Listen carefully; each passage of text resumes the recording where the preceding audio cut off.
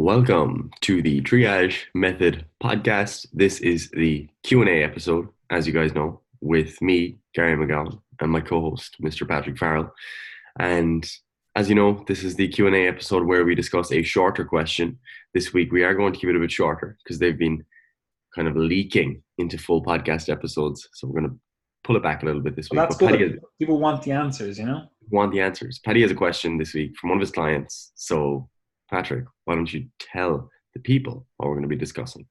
Yeah. So first of all, I'd just like to mention that Gary is extremely hungover right now because he is in fact a degenerate. Yeah. So if he starts babbling on absolute nonsense, that is the reason why. Or he's Yep. just gotten stupider. Both realistic possibilities. Oh, Anyway, let me just get this question up here. Right, the question was basically along the lines of, should I change my squat technique to be more posterior chain dominant, right? And the context for this is the client that I have is a GAA athlete, and they were wondering, like they heard a lot about, or they're hearing a lot about the, you know, posterior chain and how much that's needed in like sprinting, how much that's needed in like athletic endeavors, the glutes, hamstrings, they need to be strong, so they're kind of thinking, well, does it make sense to change my exercises? Like they're like, okay, the squat works the lower body, maybe the way they squat is more of a high bar squat, and they're kind of thinking like, should I change my technique to effectively target these other areas which I know are important for my sport, or rather which I've been told are important for my sport, right? And this question, although it's obviously very easy to answer this for the actual individual because I'm doing their programming, I'm talking through the stuff with them, it actually opens up a bigger question, or a few bigger questions, but they're also easily answered. And if you understand it, then you can actually go about designing your training program more effectively. So, Gary, what are your initial thoughts with that? Athlete, it's a GAA athlete. They're thinking, okay, I hear a lot about posterior chain. Should I alter my technique? So again, take it, they're squatting, a high bar squat. They're getting relatively strong in the squat itself. They've really progressively overloaded it. I've had this client for a year now, and they've gotten quite strong, but they're like, maybe I should be changing my technique a bit. What are your thoughts initially? Yeah, so there's good reasoning here, as in like it's not like there's nothing to this, but it generally wouldn't be my go-to to have everyone change their exercises, just to achieve one fitness characteristic. Because essentially, like if we think of something like a squat, like we know that it's kind of a generalist exercise in that like there's a lot of different things involved, a lot of different components. So like obviously you're training your quads, you're training your glutes, you're training adductors. Hamstrings are working too. They're not going to be like, it's not going to be. I wouldn't call it an exercise that you'd add in if you were trying to build your hamstrings. But they're working, as are the calf muscles, the trunk muscles, etc. So there is a lot going on, and one could, it wouldn't be unreasonable to suggest that, all right, if I want to build a particular muscle, I'm going to totally change the way that I squat. However, you could otherwise, if you wanted to focus more on a particular muscle or muscle group, or like the posterior chain, like muscles that have similar functions related to like sports activities like sprinting, you could just alter the rest of your program. So instead of thinking solely about every exercise working the muscles that might be most important for you, you alter the rest of your program so that actually reflects that. Because the thing is, your squat technique becomes somewhat self-selected. So people generally don't end up squatting the way they do, like deliberately out, while removing the other options. They end up there because that's the way their technique was kind of comfortable. That's the way they can get the deepest. That's the way that feels most comfortable for them. So that's how they get there. So for me, when I'm thinking about getting people to squat, I want their technique to be, I want it to have longevity. I want it to be there in 10 years time. And if you can find a squat pattern, a squat technique that suits you best in the long term, I would stick with that, and then supplement with supplementary exercises, or maybe you could have squat variations in if you're changing your goals. But I mean, just because the squat is, or sprinting rather, just because that's quite posterior chain dominant, doesn't mean that you need to change your whole programming to reflect that, because quads are still important. You can use that as, being a contributor to your posterior chain training, but then use the rest of your training to add in supplementary work as needed. So they become my kind of initial thoughts. What about you? That's effectively what I explained to him. And I was explaining that, the other components of the training program that we have, like we have stuff like glute bridging in there, well, hip thrusting in there. We have stuff like RDLs in there, hamstring curls. Like we have exercises that are training the posterior chain itself, more directly. And again, like if you think of, okay, what are you going to do? You're going to change your exercise technique to more effectively target this posterior chain in an exercise, which we'll say is predominantly a quad exercise. Again, that depends on your unique levers and everything, but we'll say it's a quad exercise. You bastardizing that exercise to make it train another muscle group isn't likely the most effective use of your time, right? Or rather, the most effective use of your effort in the gym, when we know we have exercises that are more effective at actually targeting those muscles. And like I was explaining it to them, like say for example, you have your high bar squat. We'll say, just whatever, picking numbers out of my ass here, but we'll say it's 70% quads and 30% posterior chain, right? Again, obviously it's going to be dependent on you as an individual, how upright you are, et cetera, but just picking random numbers, right? If you change your technique, like how much can you actually influence that, right? Right. For example, you say, okay, normally now I break at the knees, when I go to squat, I break at the knees, and you're going, that's contributing to this 70%. And now you're going, okay, I want to make this more posterior chain dominant. I'm going to start breaking at the hips, pushing the hips back more, right? What are you going to, like that effectively only changes it maybe, 5-10%, the relative contribution of your posterior chain to your quads. Like it's not like this huge magnitude shift, right? Like it's not like that's going to be the be all and end all that changes your entire ability to recruit your posterior chain or, accrue tissue in the posterior chain, right? Whereas you could just pick an exercise which, we'll say has whatever 90% posterior chain activation. Like that in my mind, I'm like, okay, well, we can get more tension on the muscles we're trying to train with this other exercise. So why would we bastardize one exercise to then, or rather than use exercises that we know can target that area more effectively, right? So that's the first thing. But then you have to look at, like Gary said there, the overall training volume you're doing, the overall training program you're doing, right? Like if you're doing like say 3 sets of squats and you're doing whatever, we'll say 3 other sets of a quad exercise. We'll just say a workout has 12 working sets. No, 3, 6, 9, 12. Yeah, 12 working sets. We'll say you have 2 quad exercises and 2 posterior chain exercises, right?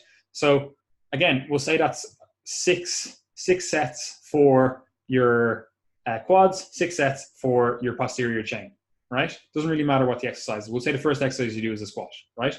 Do you think changing that volume, that relative contribution of the volume, so that your quads get touched 10-20% less with the way you've modified your squat, and 10-20% more volume goes towards your hamstrings, like is that really the most effective use of your overall training volume, when in reality you could just add an extra set of something that was more posterior chain dominant? Like you could do 1 less set of squats and 1 more set of, RDLs. Maybe that's the exercise you're doing. In my mind, I'm like, that would be more effective rather than bastardizing your squat, right? And this is actually easier to see if you change the exercise, right? Because people look at squats and they think, okay, yeah, look, I know depending if you're a power lifter, if you are an Olympic lifter, if you are a bodybuilder, if you're an athlete, you're all told to squat differently. And again, like you have to factor in, like Gary was saying, like most likely you didn't come to your squat technique because you were coached that way. Most likely you came to that technique because that's what fits your body comfortably, and that's what has allowed you to progress. And while there may be inconsistencies with that because of what you've been exposed to outside in the fitness realm, like the majority of people fall into a squatting pattern that kind of fits their body, so again, like if you just switch this, rather than thinking about the squat, if I said my sport is very overhead dominant, you're an overhead athlete, you need to have strong, powerful shoulders, right? And if I was if I was being coached, or rather if I was asking, if I had that athlete and I was being asked, oh, I know I have the bench press in my training program, but can I alter my bench press technique to more effectively target my shoulders? Like most people would come to that and go, that seems like a pretty strange way to go about things. You know, like we have exercises that target the shoulders specifically. Why would I try to change my bench press technique so it works my shoulders? You know, I mean, effectively, once you get that into your mind, you're like, okay, well, actually, yeah, that doesn't make a huge amount of sense. Like, I wouldn't try to make the bench press a shoulder exercise. That would be kind of silly, you know, because we know we have more effective exercises for that goal. So why would you do the same with your squat? You know, it doesn't really make sense. Now, again, that's not to say that squatting a certain way may not be more beneficial for your goal. And what I mean by that is, if you're a power lifter and you're able to get,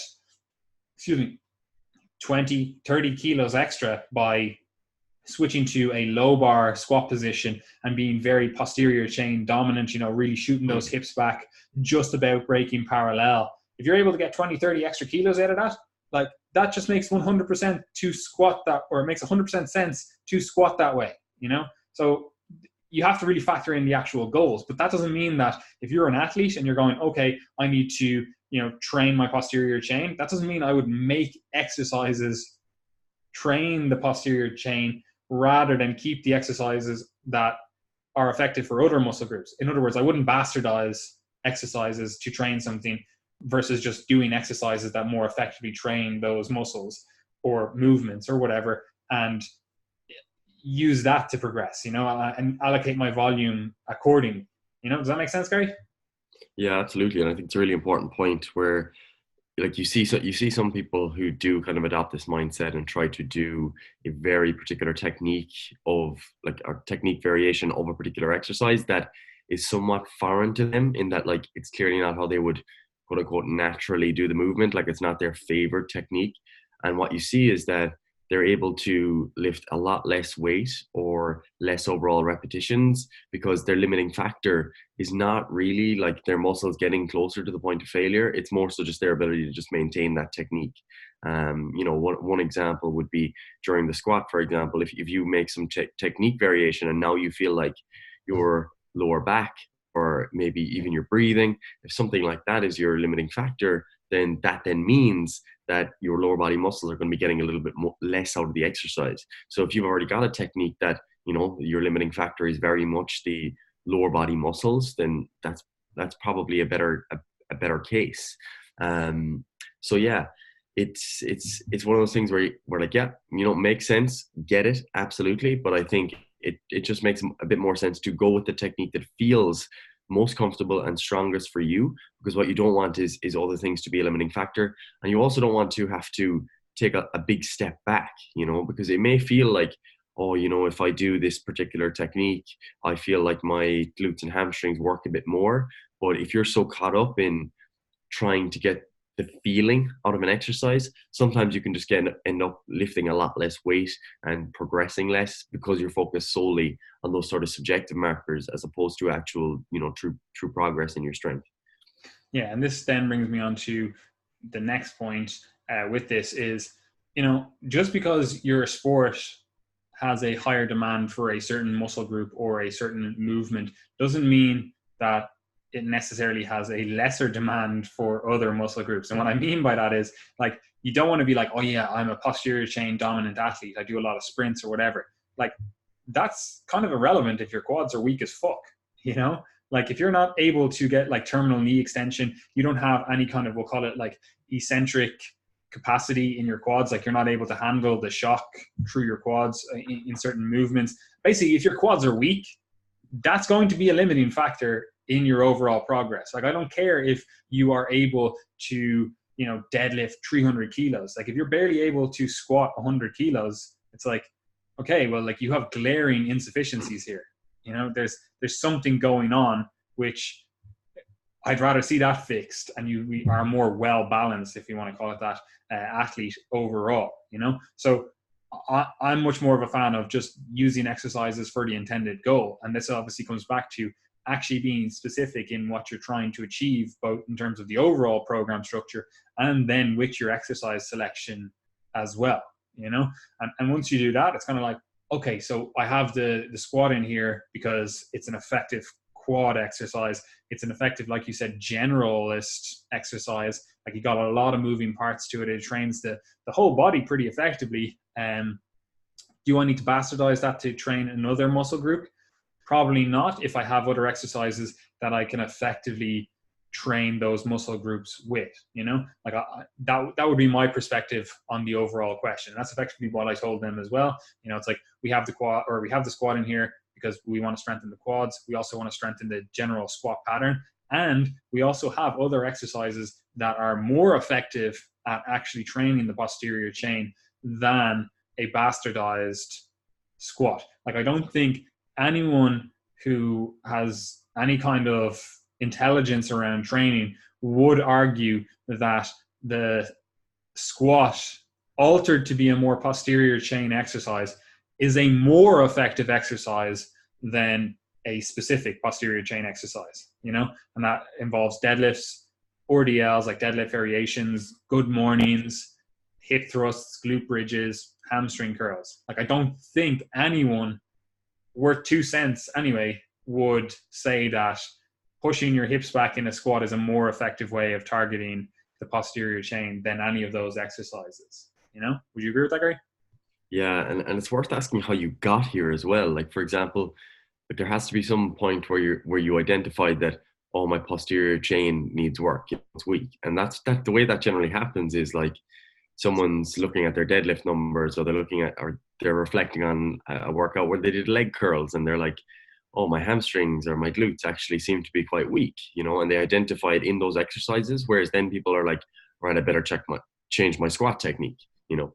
So it doesn't really make sense. It would make more sense to be like, all right, you know, my squat is good, you know, that's on point. But when I do these posterior chain specific exercises, I seem to be performing poorer on those. So, like, the next logical step there would be, okay, maybe I'll actually practice these exercises that I'm actually poor at, and then I'll actually improve there. You know, like that would be the next logical step for me. So ask yourself, you know, how did you get here? If you're in that position where you're thinking that a particular muscle group is weak, like, as you said, the exact same thing applies to the bench press, you know, or any other exercise. Like, if your biceps are a poor muscle group for you, like they're underdeveloped, then I wouldn't be worrying about adjusting my row technique or my pull down technique in favor of it being more, you know, bicep focused.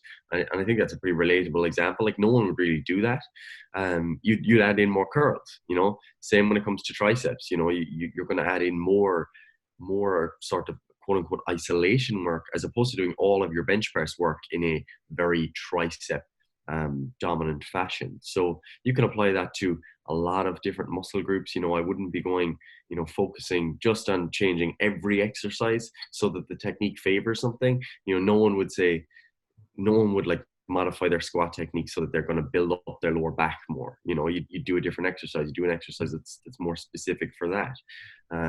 So yeah, you can apply these principles, use them elsewhere. But, like, the big question to ask there, as I alluded to, is, how did I actually get here? How did I identify that this is a weak point?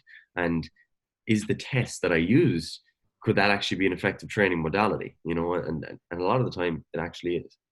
Yeah, and this is really hard, especially in, you know, the world of like social media, when people are trying to be somewhat provocative in their approach.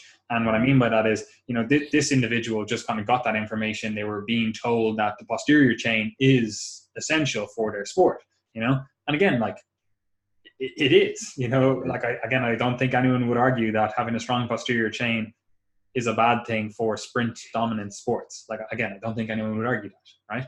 However, it's like, people go with that sound bite and don't actually, you know, expand on it and like layer on the nuance to it as it applies to your overall training program, right? So again, like, you have to keep that in mind, that it's like, yes, okay, like, this certain movement or this certain muscle group or group of muscles may be important for your sport or your overall goal. But that doesn't mean that your entire program has to be bastardized to only focus on that one muscle group.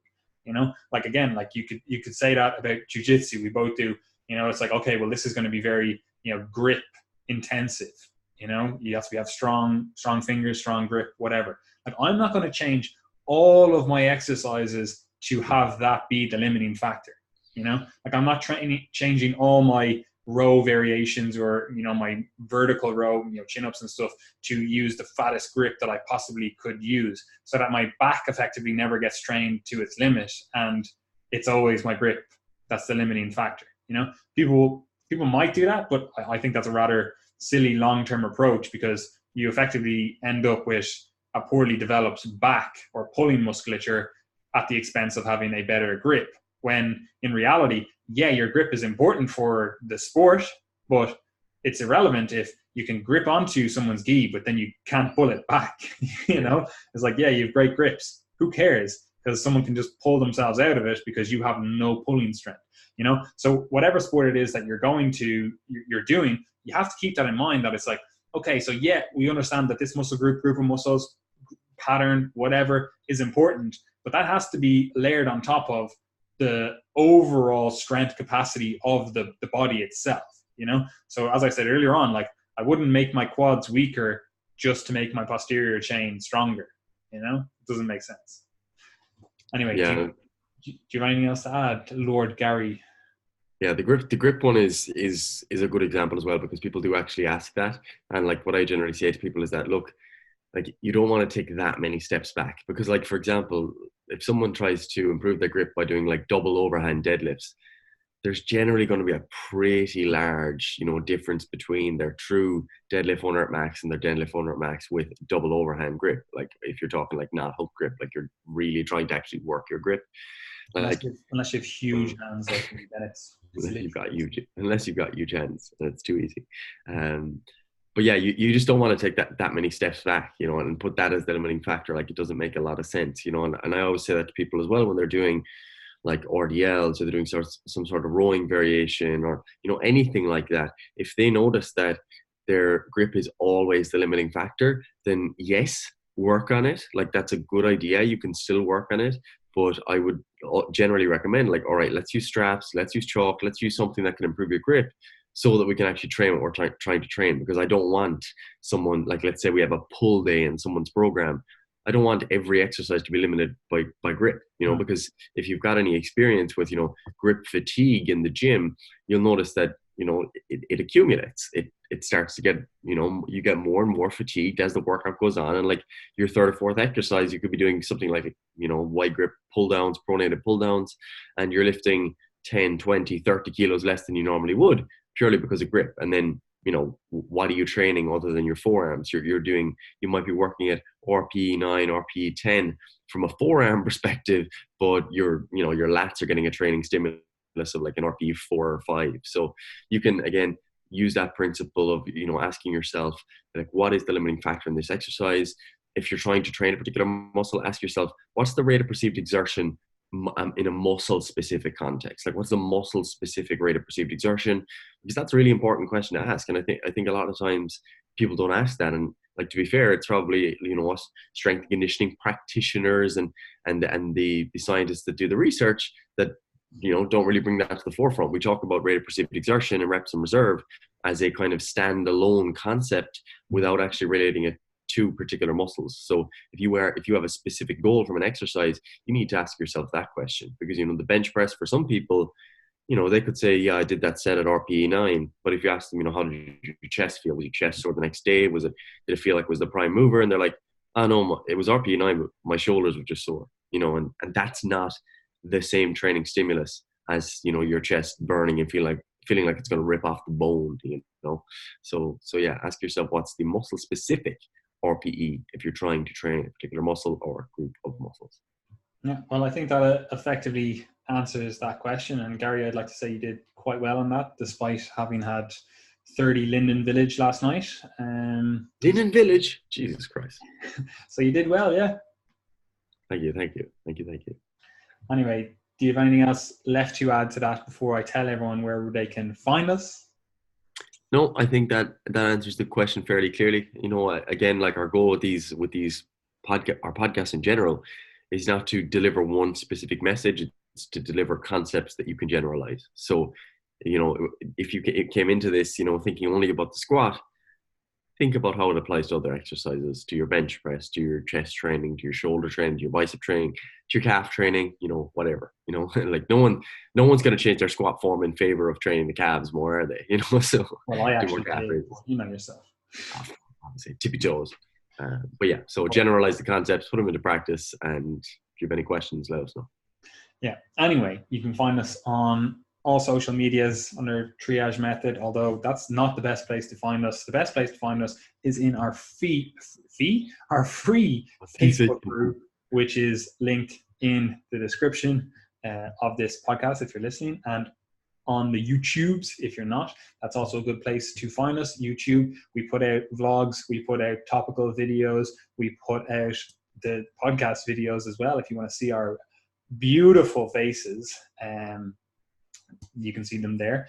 We also put out content that you just don't see on other platforms on YouTube, because YouTube is somewhat good in terms of the platform, and in terms of, first of all, it pays us to be there, but second of all, you can actually put out a 40-minute, 50-minute, an hour-long video rather than getting a 30-second clip on like Instagram or something.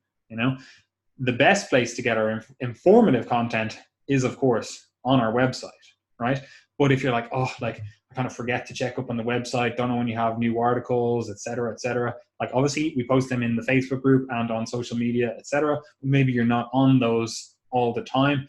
The best place to stay up to date with all the information is in the newsletter, or is on the newsletter, whatever way you want to look at that, right?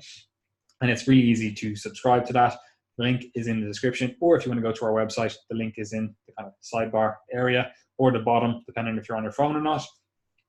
So yeah, sign up. We send out an email every week. We don't do this bullshit like, here's fucking 20 emails per week. No, like I don't like that kind of stuff. I unsubscribe if people do that to me. I want one email per week. That's it. Occasionally you'll get more than one if there's a certain event we have going on, or a certain thing that is, a little bit more time dependent, or if there's something that we're like, actually, we're really excited to share this with you.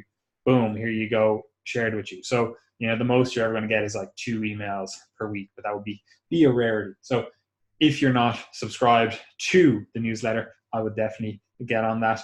And then I would also join the Facebook group, because we nearly have like 1,000 people in there now, and it is slowly building ever more every week. And, getting the conversation going in there, sharing information, talking through people's issues, talking through people's exercise selection, all the stuff we talk on the podcast. Like that's sometimes where we get questions for the podcast. So, that helps. And other than that, if you are interested in any of the services we offer ebooks. So if you're like, actually, I don't need coaching, I don't need help, like on a one-to-one basis, or even a kind of just group basis, I just want to have some sort of template that I can follow. We have 3, 4, 5, 6 day templates, so multitude of programs within those. We also have a beginner's ebook if you're kind of like, what should I actually be doing with my training? Not really sure. Listen to this podcast. I've realized I actually don't really understand the principles of nutrition or training. So beginner's ebook is where you can start with that. Obviously, we've loads of free information on the website as well that you can expand your knowledge with, and that's being added to every week, every month, whatever. Obviously, with Gary going out on the piss all the time, like yourself, it isn't added to as much as we'd like, but it is what it is. Then if you're like, okay, template, that's not exactly what I need. I need some sort of template, but I need some sort of community as well. I need some help in a more kind of hands-on basis than the templates give me. The group coaching might be for you. That's relatively cheap. It's €35 per month. And again, you get programming, you get nutrition advice, you get stress management advice, all that kind of stuff, and in a more hands-off environment. However, you do also get a dedicated community, and we have male and female groups for that as well. So again, if you are interested, that's generally run off a 3 to 4 day training program.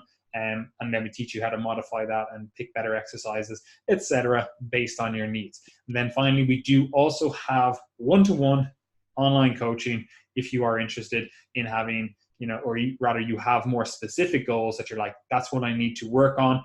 I have a deadline, 12 weeks, 18 weeks, 16, whatever it is. You're like, I'm training for my wedding, training for a holiday, I'm training for a sporting event, whatever it is. and you're like, I need some dedicated support to this.